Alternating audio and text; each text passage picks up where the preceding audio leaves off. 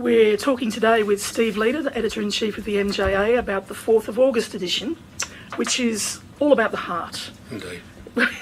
Hello, Steve. Hi. What's your favourite bit?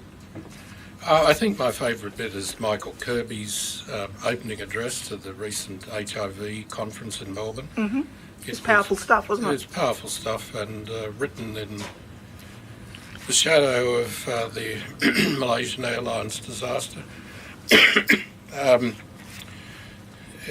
Given in the shadow of the Malaysian Airlines disaster, and he picks up that theme and looks at questions of social justice and violence as they relate to the prejudice that's been exhibited over the years towards people with HIV.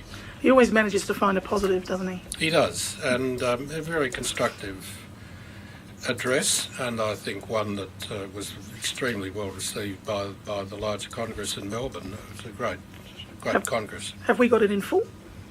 We got his address in full. Great. And excerpts of it, I'm sure, have appeared in many different places, and readers of the MJA have probably seen them, but it's very nice to have his full argument completely developed, and as you say, it ends with a clear recognition that there are many great things happening and good things yet to come. Terrific.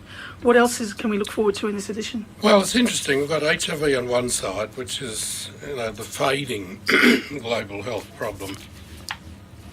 Still massive, but fading. And on the other, we've got cardiovascular disease, which is rising to pandemic levels in developing countries.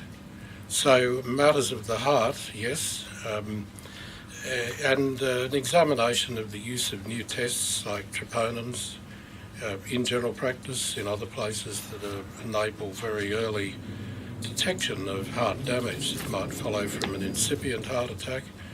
How useful are they? Are they like any screening test? Are there too many false positives to be clinically useful, or is it specific enough to be useful?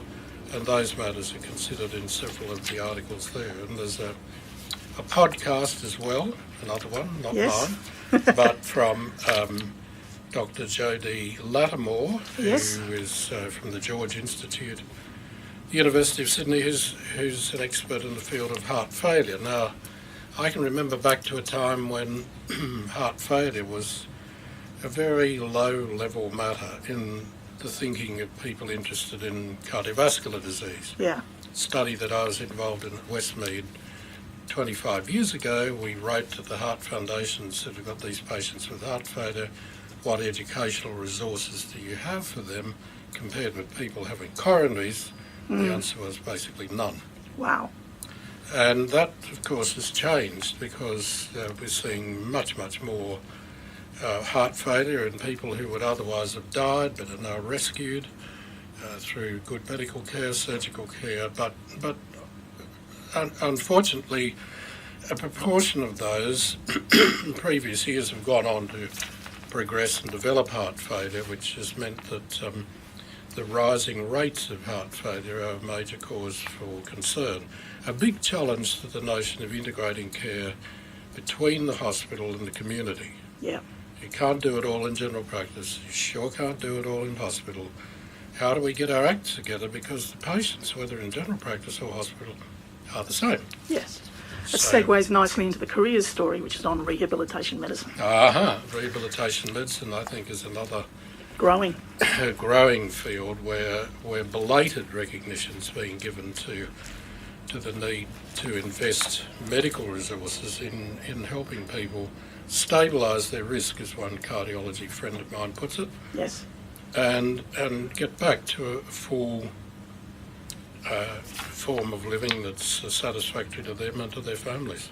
Sounds like a cracking issue to me. It's a good one. It's a really good one. Excellent. Very interesting. Thanks, Steve. Thanks, Kate. Bye-bye.